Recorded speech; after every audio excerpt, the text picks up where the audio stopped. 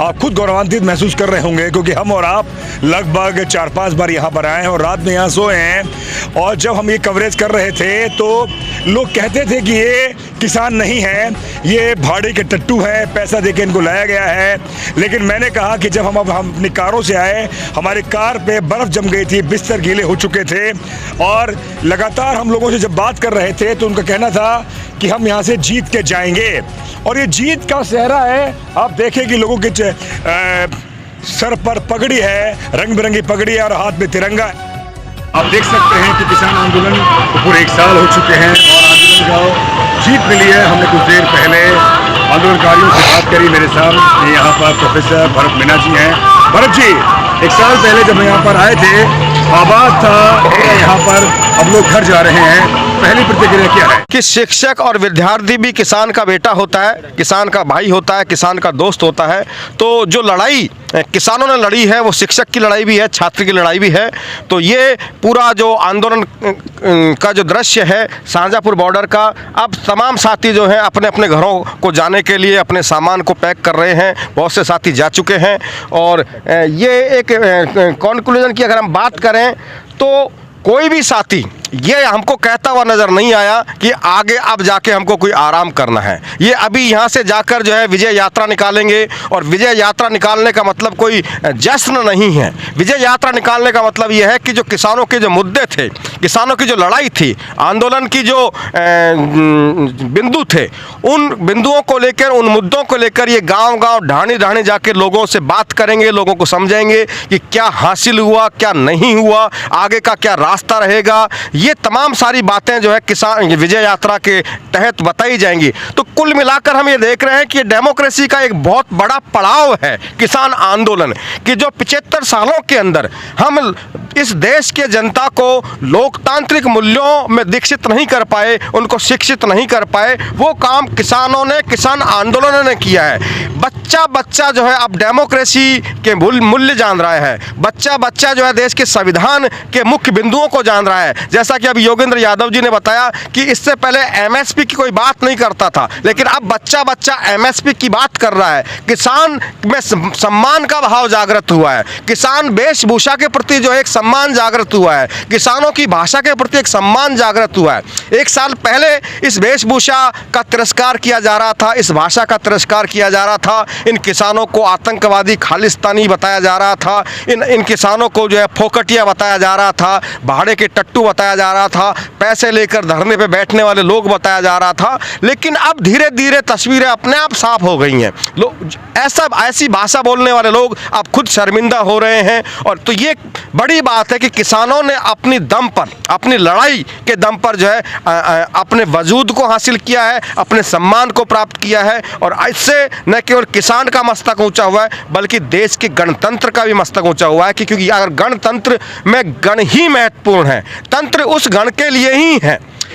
और तो इस लड़ाई के बारे में जो है इस किसान आंदोलन से जुड़े हुए एक और साथी हैं, तो साथी अपना परिचय देके अपने अनुभव साझा करें। मैं सरवण लाल अटवाल, भारतीय किसान यूनियन खाटू श्याम जी सीकर जिले से उपाध्यक्ष हूँ। किसान ने जो तानाशाही जो रवैया था उसको लोकतंत्र में बदलने का काम किया है और ये भी आभास करवा दिया भाई किसान को ज़्यादा समय तक लूटा नहीं जाएगा। किसान संगठित है, हर कौम, जाति और धर्म से उठकर किसान एक हुआ है। एक नया माहौल बना है, किसान की ताकत बढ़ी है। हिटलर शाही को लोकतंत्र में बदलने का काम किया है। हर कोई संगठन आंदोलन करने से घबरा रहा था और हम लोगों को भी ये प्रार्थना करते थे कि भाई मोदी है तो झुकने का कोई सवाल नहीं है। हम ये बोलते थे भाई मोदी से कोई नहीं, सरकार को हम तो पूरी को झुकाएंगे, मोदी अकेला क्या चीज़ होते है। किसान जीता है, हालांकि अभी कुछ मिला नहीं है, टाइम लगेगा उसमें, लेकिन अब ज़्यादा समय तक चला नहीं जा पाएगा।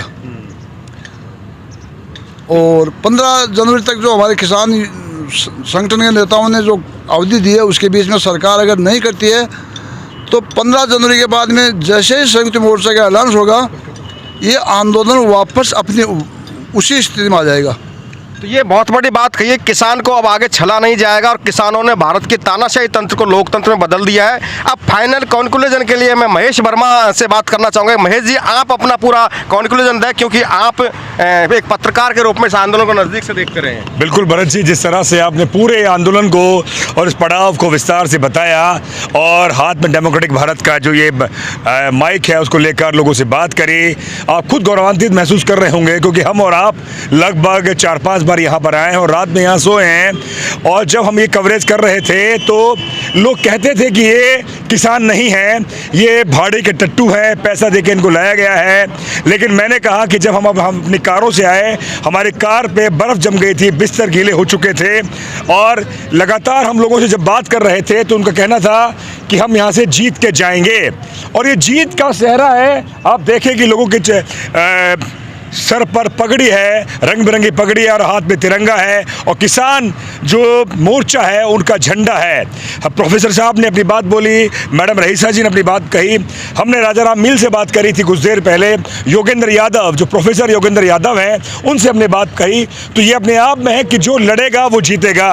और किसान आंदोलन ने, जैसा कि भरत जी आपने कहा कि हिंदू मुसलमान और जाति जाति में जो विभेद है उसको कई हद तक इस किसान आंदोलन ने तोड़ा है, क्योंकि यहाँ पर हर जाति और हर धर्म का यहाँ लोग थे। उन्होंने अपने हाथों से खाना बनाया, खिलवाया, लंगर बांटा। तो ये अपने आप में मिलीजुली संस्कृति का ये बेजोड़ ये ताकत थी। मुझे लगता है कि 1-1.25 साल जो आंदोलन चला, लेकिन सबसे बड़ी बात ये भी है कि इसमें हमारे तकरीबन हजारों किसानों की शहादत गई है।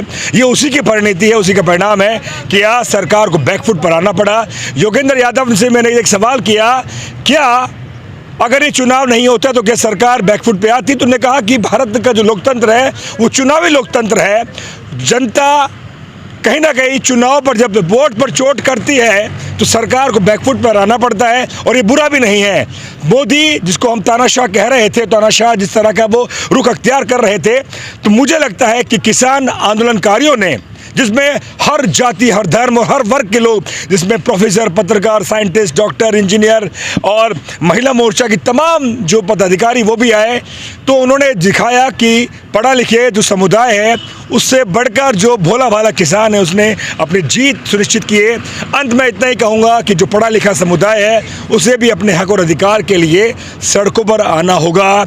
महंगाई बढ़ रही है, शिक्षा महंगी हो रही है, जाति और धर्म के नाम पर आपको बांटा जा रहा है। इसीलिए आपको अपने दिमाग को खोलते हुए अपने हक और अधिकार के लिए इन किसान आंदोलनकारियों की तरह सड़क पर आना पड़ेगा, तभी आप लोकतंत्र में अपनी जीत को सुनिश्चित कर पाएंगे। बहुत बहुत शुक्रिया मेरे साथी भरत मीना जी का, जिन्होंने इस पूरे वाक़या को जनता के सामने बताया। सांजापुर खेड़ा बॉर्डर से दीजिए इजाज़त, शुक्रिया।